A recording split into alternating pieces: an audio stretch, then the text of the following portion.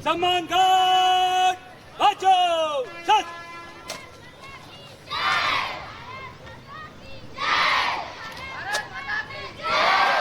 घाट आपके निरीक्षण के लिए आगे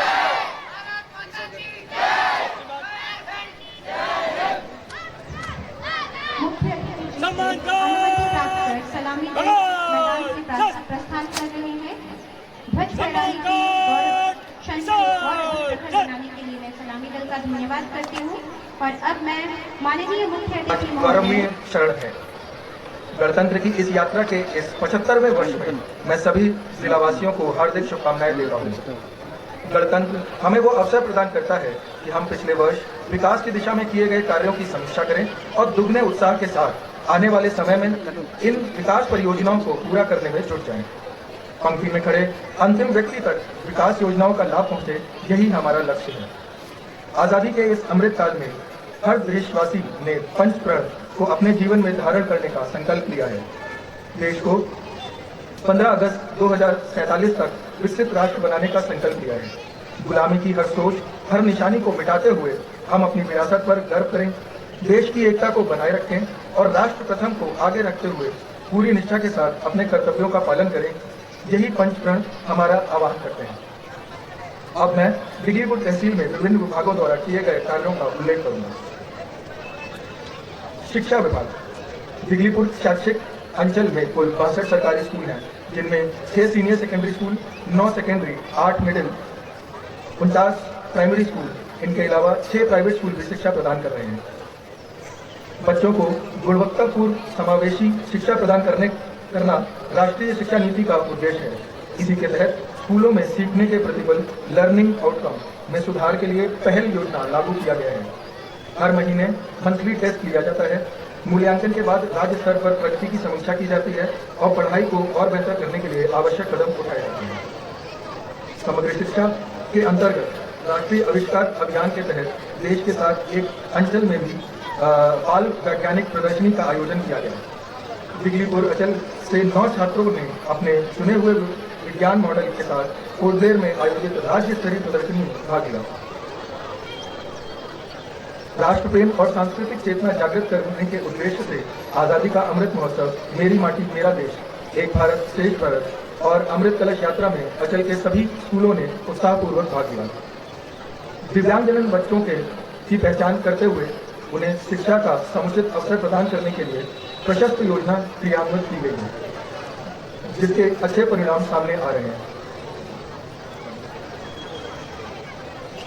CWSN बच्चों की क्षमता विकास के संबंधित प्रशिक्षण कार्यक्रम चलाए गए, जिसमें स्कूलों के SMDC सदस्यों ने भाग लिया। दिगलीपुर सीनियर सेकेंडरी स्कूल में दिव्यांगजन बच्चों के लिए ब्लॉक स्तरीय रिसोर्स रूम बनाया गया है। समग्र शिक्षा के तहत इन बच्चों के लिए अध्ययन दौरे और एक्सपोजर विजिट का आयोजन किया गया। हर स्कूल के बच्चों का आधार पंजीकरण किया जाता है। यह सुनिश्चित किया जाता है कि कोई भी बच्चा आधार पंजीकरण में छूट न जाए। RK ग्राम प्राइमरी स्कूल में आर्ट रूम और इंटीग्रेटेड साइंस लैब पश्चिम सागर सेकेंडरी स्कूल में तैयार किए जा रहे हैं। दिगलीपुर सीनियर सेकेंडरी स्कूल में छात्र छात्राओं के लिए अलग अलग शौचालय का निर्माण प्रगति पर है। विभिन्न स्कूलों में बच्चों के बैठने की व्यवस्था को सुनिश्चित करने के लिए करीब 850 बेंच और डेस्क की आपूर्ति की गई। विभिन्न स्कूलों में 36 DPT की नियुक्ति की गई। इस कदम से शिक्षकों की कमी की समस्या से निपटने में काफी हद तक हम सफल हुए हैं। स्वास्थ्य विभाग लोगों को बेहतर स्वास्थ्य सेवाएं और सुविधाएं प्रदान करना हमारा लक्ष्य रहा है। दिगलीपुर सामुदायिक स्वास्थ्य केंद्र के अलावा उत्तर अंडमान में 3 प्राइमरी हेल्थ सेंटर और 17 सब सेंटर अपनी सेवाएं दे रहे हैं। पिछले साल से अगस्त से लेकर अब तक 81,000 से अधिक मरीजों की जांच और उपचार किया गया है। गंभीर रूप से बीमार करीब 150 से अधिक मरीजों को हेलीकॉप्टर व जहाजों के माध्यम से पोर्ट ब्लेयर के जीबी पंत अस्पताल भी भेजा गया है। दुलारी योजना के अंतर्गत 24 नए बच्चों का पंजीकरण किया गया और 156 बच्चों की फिक्स्ड डिपॉजिट की रसीद जारी की गई। आयुष्मान भारत प्रधानमंत्री जन आरोग्य योजना के तहत 328 लाभार्थियों को आयुष्मान भारत से संबंधित ई कार्ड जारी किए गए। सर्जरी, डायलिसिस और सोनोग्राफी के जरिए जांच और उपचार के अलावा दूर दराज के गांवों में 19 से ज्यादा स्वास्थ्य शिविर लगाए गए। विद्युत विभाग इस सुदूर ग्रामीण अंचल में हर घर तक बिजली पहुंचाने के लक्ष्य को लेकर संकल्पबद्ध है और इस दिशा में काफी तेजी से आगे बढ़ रहा है। कलकॉम हाइडल इलेक्ट्रिक प्रोजेक्ट के तहत पिछले जुलाई महीने से नवंबर 2023 तक 7.3 मेगा यूनिट हरित ऊर्जा का उत्पादन किया गया है। इसी अवधि के दौरान विभाग को 4 करोड़ 30 लाख से अधिक की धनराशि विद्युत राजस्व के रूप में प्राप्त हुई। दूर दराज के गांवों के घरों तक बिजली पहुंचाने के लिए करीब 5 किलोमीटर की एलटी लाइन पिछले 5 महीनों के दौरान बिछाई गई है, जबकि 176 नए बिजली कनेक्शन इस अवधि के दौरान दिए गए। 190 से अधिक जीआई पाइप खंभे जुलाई से नवंबर के दरमियान खेत की जमीन पर से हटाकर सड़क किनारे लगाए गए। दिगलीपुर तहसील में लोक निर्माण से जुड़े कार्यों के संबंधित को समयबद्ध तरीके से पूरा किया जा रहा है। एपीडब्ल्यूडी ने नागरिक सुविधाओं के प्राथमिकता देते हुए कई सारे निर्माण कार्य पिछले कुछ समय के अंदर पूरे किए हैं। नया डेरा, मधुपुर और रविंद्र दिल्ली गांव में नई पाइपलाइन 190 लाख से अधिक की लागत से बिछाई गई। यह काम सितंबर 2023 में पूरा किया गया। स्वराज ग्राम के अधीन मिलन ग्राम में 1 लाख लीटर क्षमता के 9 मीटर ऊंचाई वाले 2 ओवरहेड टैंक बनाए गए। ये काम नवंबर में पूरा हुआ और उसकी लागत 125 लाख रुपए आई। एरियल बे जेटी में गोदाम और यात्री हॉल जीर्णोद्धार का कार्य किया गया और इससे यात्रियों को मिलने वाली सुविधाओं का विस्तार हुआ। इसमें करीब 96 लाख रुपए का खर्च आया और यह कार्य नवंबर में पूरा किया गया। शिवपुर ग्राम पंचायत में मल्टी जिम उपकरणों की खरीद और इंस्टॉलेशन का कार्य नवंबर में पूरा किया गया, जिसमें 10 लाख रुपए का खर्चा आया। दिगलीपुर तहसील के अंदर करीब 60 जगहों पर ग्रामीण सड़कों को अपग्रेड करने का कार्य मंजूर कर दिया गया है। 15 करोड़ से अधिक रुपए की लागत वाले इस कार्य को अगले वर्ष मार्च तक पूरा करने का लक्ष्य रखा गया है। कालीघाट से जगन्नाथ डेरा के बीच 4.25 किलोमीटर की सड़क, छोटे पुल, रिटेनिंग वॉल बनाने के इस कार्य का 96% हिस्सा पूरा हो गया है। इस परियोजना की लागत 1 करोड़ रुपए से अधिक की है। इसके अलावा पश्चिम सागर में 1 करोड़ रुपए की लागत से 2 ग्रामीण सड़कों का निर्माण कार्य की जारी है। साफ पीने का पानी की सप्लाई में सुधार से जुड़े कई कार्य वर्तमान में चल रहे हैं, जिनमें कालरा जंक्शन से लामिया बे के बीच पाइपलाइन का कार्य, आशाडेक से मिलन ग्राम के बीच की खराब हो चुकी पाइपलाइनों को बदलकर नई पाइपलाइन बिछाने की परियोजना, कालीपुर शिवपुर में कुछ ऐसे ही कार्यों को हाथ में लिया गया है। सरकारी आवास बनाने की दिशा में नवीन नगर में 4 नए टाइप 2 क्वार्टर तैयार हो रहे हैं। ड्राइंग ब्रांच के टेक्निकल स्टाफ के लिए 4 टाइप 2 क्वार्टर और नवीन नगर में एपीडब्ल्यूडी स्टाफ के लिए 4 टाइप 3 क्वार्टर बनाए जा रहे हैं। मधुपुर में पुलिस क्वार्टर के पास आरसीसी रिटेनिंग वॉल तथा ड्रेन का काम चल रहा है। आके ग्राम प्राइमरी स्कूल में 4 क्लासरूम और शौचालय, केरलापुरम सेकेंडरी स्कूल में 4 नए क्लासरूम और पश्चिम सागर सेकेंडरी स्कूल में 3 नए क्लासरूम बनाने का काम बहुत जल्द शुरू कर दिया जाएगा। भारत सरकार की ओर से समाज के दबे पिछड़े गरीब लोगों की जिंदगी में बेहतरी लाने के लिए देश भर में कई सारी कल्याणकारी योजनाएं चलाई जा रही हैं। इसके अंतर्गत सीडी ब्लॉक दिगलीपुर में प्रधानमंत्री आवास योजना के तहत ग्रामीण क्षेत्र में कच्चे मकानों में रहने वाले कुल 207 लोगों को पक्का आवास देने की मंजूरी दे दी गई है। स्वच्छ भारत मिशन ग्रामीण के अंतर्गत 15 ग्राम पंचायत में कुल 83 शौचालयों का निर्माण किया जा रहा है। पंडित दीनदयाल अंत्योदय योजना के अंतर्गत 10 नए महिलाओं के सेल्फ हेल्प ग्रुप एसएचजी बनाए गए। 140 समूहों को 1,10,000 रुपए की दर से सीआईएफ फंड दिया गया। 2 ग्रामीण संगठन भी बनाए गए। दीनदयाल कौशल्य योजना के अंतर्गत प्रशिक्षण प्राप्त कर चुके 50 युवाओं को प्रमाण पत्रों का वितरण किया जा चुका है। 52 युवा वर्तमान में प्रशिक्षण प्राप्त कर रहे हैं और 38 बेरोजगारों को इस योजना के तहत ट्रेनिंग प्राप्त करने के बाद रोजगार भी मिल गया है। महात्मा गांधी राष्ट्रीय ग्रामीण रोजगार गारंटी अधिनियम के अंतर्गत दिल्लीपुर इकाई की ओर से पिछले अगस्त महीने से लेकर जनवरी के बीच किए गए कार्यों में अच्छी सफलता देखने को मिली है। इस दौरान 228 परिवारों को रोजगार प्रदान किए गए और 6600 से अधिक कार्य दिवसों का सृजन किया गया। रोजगार देने के इस अभियान में इस दौरान क्षेत्र के अंदर करीब 23 लाख से अधिक रुपए की राशि बतौर वेतन खर्च किया गया। इन विकास कार्यों में व्यक्तिगत और समुदाय की जरूरतों के लिए जमीन तैयार करना, सिंचाई, ग्रामीण सड़क और कचरा निपटान से संबंधित कार्य शामिल हैं। पंचायत समिति डिगलीपुर क्षेत्र के लोगों को बेहतर नागरिक सुविधाएं मुहैया कराने के लिए पंचायत समिति डिगलीपुर निरंतर प्रयासरत है। पिछले अगस्त महीने से दिसंबर के बीच डिगलीपुर में समिति की ओर से कई सारे विकास कार्य किए गए, जिसके अंतर्गत शॉपिंग कॉम्प्लेक्स का निर्माण, 3 स्थानों पर फुटपाथ, आंगनबाड़ी की दीवार, वर्षा जल भंडारण की व्यवस्था, शौचालय की मरम्मत, पानी की टंकी का निर्माण, सीसी रोड, रिटेलिंग वॉल तथा सीसी ड्रेन बनाने का कार्य शामिल है। जिला परिषद डिगलीपुर उप प्रभाग में सत्र 2023-24 के दौरान अब तक कई विकास कार्यों को हाथ में लिया है। विकास कार्यों के लिए 4 करोड़ रुपए के अनुमति राशि के एस्टीमेट तैयार किए गए हैं। 3 विकास परियोजनाओं पर निर्माण कार्य चल रहे हैं।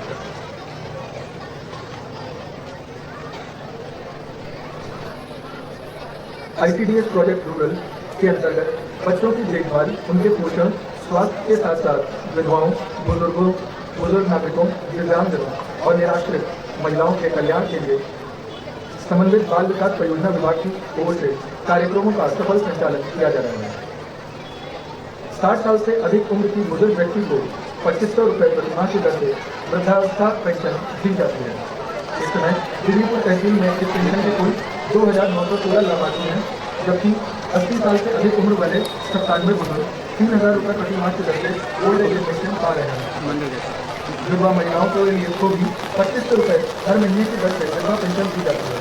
दिल्लीपुर में विधवा पेंशन पाने वाली महिलाओं की संख्या 1105 है। दिव्यांगजनों को भी 2500 रुपये प्रति माह की दर से वित्तीय सहायता दी जाती है। दिल्लीपुर में इस समय 578 दिव्यांगजनों के लिए मदद प्राप्त हो रही है। समाज में निराश्रित महिलाओं को खबर करने की दिशा में 2500 रुपये प्रति महीने की दर से भत्ते के रूप में पैसा दिया जाता है। दिल्लीपुर में 234 महिलाएं इसकी लाभार्थी हैं। समन्वित बाल विकास परियोजना विभाग की ओर से प्रधानमंत्री मातृ वंदना योजना, पोषण अभियान, दिव्यांगजनों के लिए प्रदान करने, जारी करने जैसी परियोजनाओं का लाभ लोगों तक पहुंचाया जा रहा है। विकसित भारत संकल्प यात्रा में आंगनबाड़ी कार्यकर्ताओं द्वारा भाग लेकर लोगों तक विभिन्न योजनाओं के बारे में जानकारी दी गई। सभी 15 ग्राम पंचायत में इस यात्रा के दौरान ICDS द्वारा स्टॉल लगाए गए और जन साधारण को जागरूक किया गया। उत्तरी अंडमान ग्रामीण क्षेत्र है और किसानों की आय खेती के अलावा पशुधन पर भी निर्भर करती है। इसमें पशु चिकित्सा एवं पशुपालन विभाग द्वारा किसानों को पशुपालन से संबंधित सेवाएं उपलब्ध कराई जा रही हैं। इसके लिए एक पशु चिकित्सा अस्पताल, नवग्राम में डिस्पेंसरी और सीतानगर में कॉम्पोजिट लाइवस्टॉक फार्म कार्यरत है। इसके अलावा 12 सब डिस्पेंसरी और पशु चिकित्सा कर्मियों के जरिए दूर दराज के गाँवों में शिविर लगाकर सेवाएं प्रदान की जाती हैं। गांधीनगर में सब डिस्पेंसरी का निर्माण कार्य पूरा हो गया है। किसानों को उन्नत नस्लों की गाय और भैंस पालन के लिए कृत्रिम गर्भाधान की व्यवस्था उपलब्ध कराई जाती है। पशुओं के लिए पौष्टिक चारा उपलब्ध कराने की दिशा में विभाग उन्नत बीज प्रदान कर किसानों को अपने खेतों में चारागाह बनाने के लिए प्रोत्साहित करता है। पशुपालन के माध्यम से स्वरोजगार अपनाने की दिशा में किसानों को प्रोत्साहित करने के लिए 1 महीने का प्रशिक्षण कार्यक्रम चलाया जाता है, जिसके तहत पोल्ट्री, सुअर पालन, बकरी पालन और डेयरी फार्मिंग के लिए परामर्श और तकनीकी जानकारी दी जाती है। विभाग की ओर से कृषि विज्ञान केंद्र और गैर सरकारी संगठनों के सहयोग से भी ट्रेनिंग कार्यक्रम रखे जाते हैं।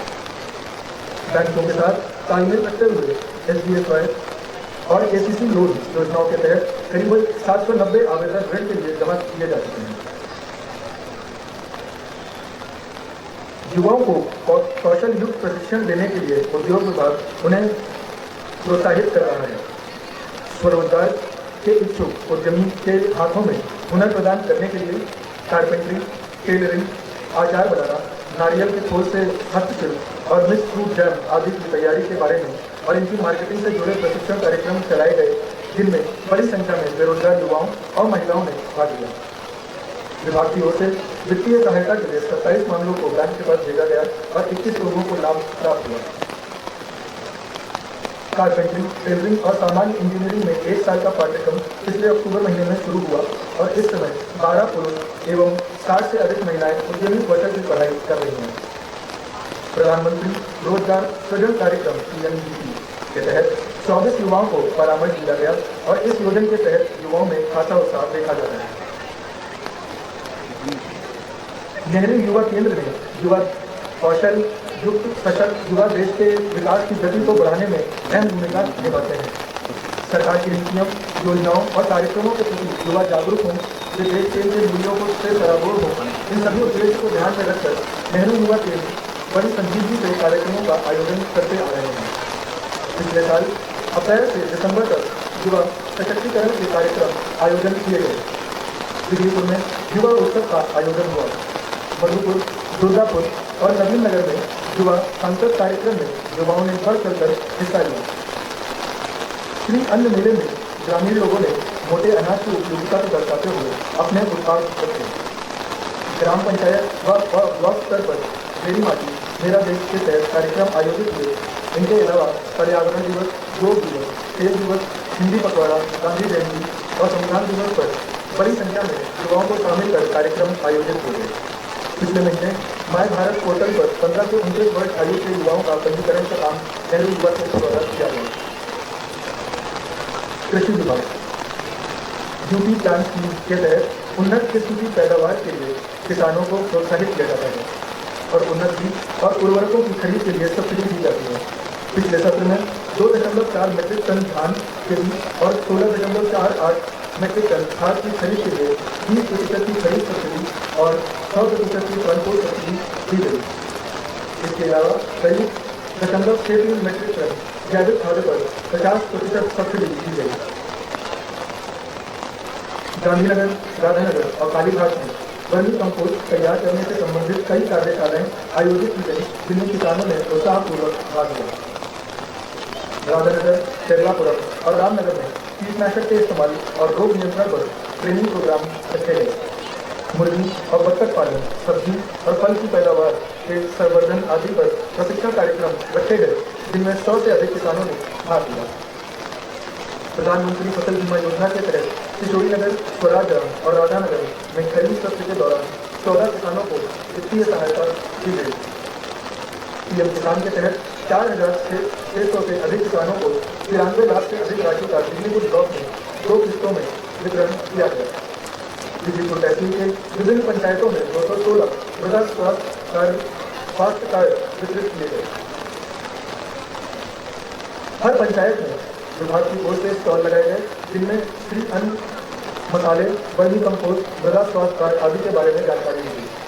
बेहतरीन प्रदर्शन के लिए 15 प्रगतिशील किसानों को सर्वश्रेष्ठ किसान का पुरस्कार भी प्रदान किया गया।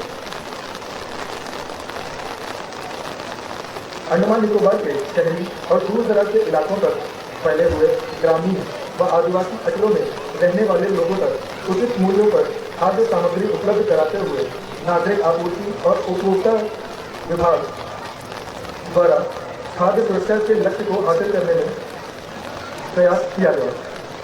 विभाग द्वारा प्रधानमंत्री गरीब कल्याण अन्न योजना का तीसरा चरण 20 समूह में सफलतापूर्वक लागू किया गया। गरीब लोगों को पिछले साल जनवरी से दिसंबर तक राशन मुफ्त प्रदान किया गया। कार्ड धारक के KYC राशन कार्ड से तैयार करने में काफ़ी कामयाबी मिली है। दिल्लीपुर तहसील के अंदर अब तक 40,441 लाभार्थियों में से 30,000 से अधिक कार्ड के KYC का कार्य पूरा किया गया है। विभाग की ओर से आधार पंजीकरण से संबंधित नियमित अंतराल के बाद शिविर लगाए जाते हैं, जिनके जरिए बचे हुए लोगों का आधार पंजीकरण किया जा रहा है। एक देश एक राशन कार्ड के तहत प्रवासी नागरिकों को उनकी पसंद की उचित मूल्य दर की दुकान से राशन लेने की व्यवस्था के तहत 29,000 से अधिक आवेदनों को कार्यरत किया गया। 802 अंत्योदय अन्न योजना और दिव्यांगजन नागरिकों को राशन आपूर्ति की सुचारू व्यवस्था सुनिश्चित की गई है। रसोई गैस और आवश्यक खाद्य वस्तुओं की सप्लाई के लिए भी विभाग लगातार नजर बनाए हुए है। वन विभाग दुर्लभ वन संपदा क्षेत्र उत्तरी अंडमान में प्रभागीय वन मंडल बड़ी तत्परता से अपनी भूमिका निभाता आ रहा है, जहां एक ओर वन्य प्राणी संरक्षण अधिनियम का कड़ाई से लागू को सुनिश्चित कर रहा है, वहीं लोगों को वृक्षारोपण, पर्यावरण संरक्षण और आवश्यक कार्यों के लिए वन की लकड़ियां भी उपलब्ध करवाता है। इस दिशा में लोगों को उनके कार्यों के लिए जंगली बत्ती, जंगली खंभे, खाना पकाने में चूल्हे के लिए लकड़ी, बम्बू और बेस आदि मुहैया करवाए गए। वन्य प्राणी आदि अधिनियम के तहत उल्लंघन के करीब 7 मामले पिछले 6 महीने के अंदर दर्ज किए गए हैं। वृक्षारोपण को लेकर लोगों को जागरूक करते हुए पिछले 6 महीने के दौरान बम्बू, बेस, सड़क तथा तटीय इलाकों तक पौधारोपण अभियान चलाया गया। तटीय इलाकों को मैंग्रोव प्लांटेशन पर विशेष बल देते हुए करीब 4 हेक्टेयर जमीन पर पौधारोपण किया गया। उत्तरी अंडमान में कई रमणीय पर्यटन स्थल हैं। रॉसन स्मिथ, रामनगर और कालीपुर समुद्री तटों पर पर्यावरण हितैषी पर्यटन सुविधाएं मुहैया कराई गई हैं। दिल्लीपुर पुलिस हाल के कुछ सालों के अंदर बढ़ते हुए साइबर अपराधों को देखते हुए दिल्लीपुर पुलिस की ओर से जागरूकता के कार्यक्रम चलाए गए। लोगों को साइबर फ्रॉड से बचने के बारे में जानकारी दी गई। स्कूलों के किशोर विद्यार्थियों को विशेषकर साइबर अपराधों से सजग रहने के बारे में बताया गया। सीमावर्तीय तटीय इलाके जैसे श्यामनगर, स्वराजाम और गोरापुर में मछुआरा समुदाय से निगरानी समूह बनाए गए हैं, जो समुद्री इलाकों में होने वाली किसी भी समुद्री गतिविधि पर कड़ी नजर रखते हुए इसकी जानकारी पुलिस को देते हैं। नशा मुक्ति अभियान चलाते हुए पुलिस की ओर से स्कूलों और आम जनता के बीच ड्रग्स और उससे होने वाले नुकसान के बारे में जागरूकता कार्यक्रम चलाए गए। इसके साथ जंगल में चलाए गए तलाशी अभियानों में 5,000 लीटर से अधिक कच्ची शराब को नष्ट किया गया।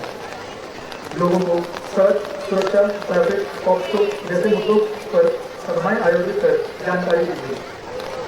ट्रैफिक नियमों के उल्लंघन पर कड़ाई बरतते हुए पिछले 6 महीने के दौरान 141 मामले दर्ज किए गए और 2,97,000 रुपये जुर्माना वसूल किया गया। दिल्लीपुर इलाके में अग्नि दुर्घटनाओं पर नियंत्रण करने, जान माल की हिफाजत करने और अन्य नागरिक दुर्घटनाओं के दौरान राहत और बचाव कार्य में अग्निशमन विभाग पूरी तरह तत्परता के साथ अपने दायित्व का निर्वहन करता आ रहा है। पिछले सत्र के दौरान दिल्लीपुर अग्निशमन विभाग को कुल 21 अग्नि दुर्घटनाओं की सूचना मिली, जिस पर त्वरित कार्यवाही करते हुए करीब 4 करोड़ 60 लाख रुपए की संपत्ति बचाई गई। आपदा प्रबंधन की तैयारी को चुस्त दुरुस्त करने के लिए विभिन्न स्कूलों, सरकारी भवन और सार्वजनिक स्थानों में 15 से अधिक मॉक ड्रिल की गई। सरकारी कर्मचारियों, आम नागरिकों और विद्यार्थियों को अग्नि सुरक्षा के बारे में जानकारी देते हुए 44 जागरूकता कार्यक्रम के आयोजन किए गए। विभिन्न सरकारी भवनों, व्यापारिक प्रतिष्ठानों में सुरक्षा के मानदंडों का कड़ाई से पालन करने को सुनिश्चित करते हुए सुरक्षा ऑडिट करवाई गई। वर्तमान में अग्निशमन केंद्र दिल्लीपुर आधुनिक तकनीक और उपकरणों से लैस है और आपदा की चुनौती से निपटने के लिए पूरी तरह तैयार है। राजस्व विभाग 16 अगस्त 2023 से लेकर जनवरी तक राजस्व विभाग द्वारा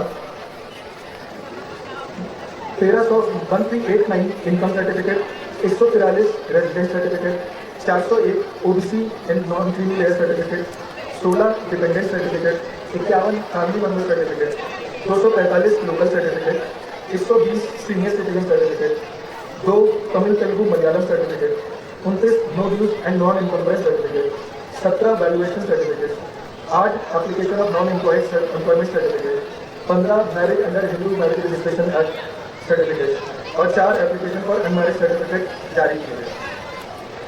मैं दिल्लीपुर तहसील में सारे विभागों द्वारा किए गए प्रशंसनीय काम के लिए उनको बधाई देता हूँ और आशा करता हूँ कि आगे आने वाले समय में भी वो त्वरित तौर पर लोगों के भले के लिए काम करते रहेंगे। ऐसी आशा के साथ मैं अपनी स्पीच को विराम देता हूँ। धन्यवाद। दुर्लभ वन संपदा से उत्तरी अंडमान में प्रभागीय वन मंडल बड़ी तत्परता से अपनी भूमिका निभाता आ रहा है। जहां एक ओर वन्य प्राणी संरक्षण अधिनियम का कड़ाई से लागू को सुनिश्चित कर रहा है, वहीं लोगों को वृक्षारोपण, पर्यावरण संरक्षण और आवश्यक कार्यों के लिए वन की लकड़ियां भी उपलब्ध करवाता है। इस दिशा में लोगों को उनके कार्यों के लिए जंगली बत्ती, जंगली खंभे, खाना पकाने में चूल्हे के लिए लकड़ी, बम्बू और बेंत आदि मुहैया करवाए गए। वन्य प्राणी आदि अधिनियम के तहत उल्लंघन के करीब 7 मामले पिछले 6 महीने के अंदर दर्ज किए गए हैं। वृक्षारोपण को लेकर लोगों को जागरूक करते हुए पिछले 6 महीने के दौरान बम्बू, बेंत, सड़क तथा तटीय इलाकों तक पौधारोपण अभियान चलाया गया। तटीय इलाकों को मैंग्रोव प्लांटेशन पर विशेष बल देते हुए करीब 4 हेक्टेयर जमीन पर पौधारोपण किया गया। उत्तरी अंडमान में कई रमणीय पर्यटन स्थल हैं। रॉस एंड स्मिथ, रामनगर और कालीपुर समुद्री तटों पर पर्यावरण हितैषी पर्यटन सुविधाएं मुहैया कराई गई हैं।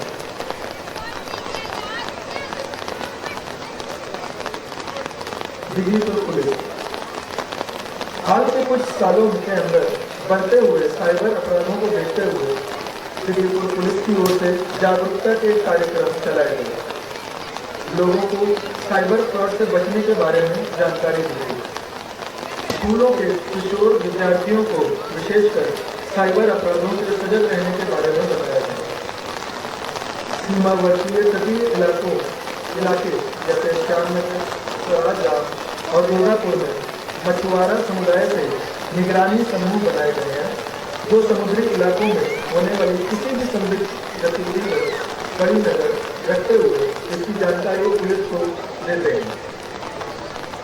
नशा मुक्ति अभियान चलाते हुए पुलिस की ओर से स्कूलों और आम जनता के बीच ड्रग्स और उससे होने वाले नुकसान के बारे में जागरूकता कार्यक्रम चलाए गए। इसके साथ जंगल में चलाए गए तलाशी अभियानों में 5000 लीटर से अधिक कच्ची शराब को नष्ट किया गया।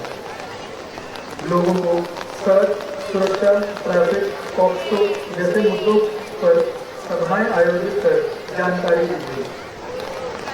ट्रैफिक नियमों के उल्लंघन पर कड़ाई बरतते हुए पिछले 6 महीने के दौरान 141 मामले दर्ज किए गए और 2,97,000 रुपये जुर्माना वसूल किया गया।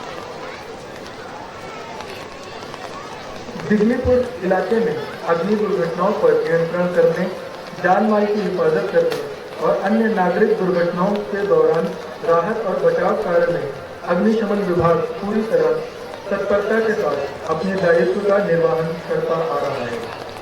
पिछले सत्र के दौरान दिल्लीपुर अग्निशमन विभाग को कुल 21 अग्नि दुर्घटनाओं की सूचना मिली, जिस पर त्वरित कार्यवाही करते हुए करीब 4 करोड़ 60 लाख रुपए की संपत्ति बचाई गई।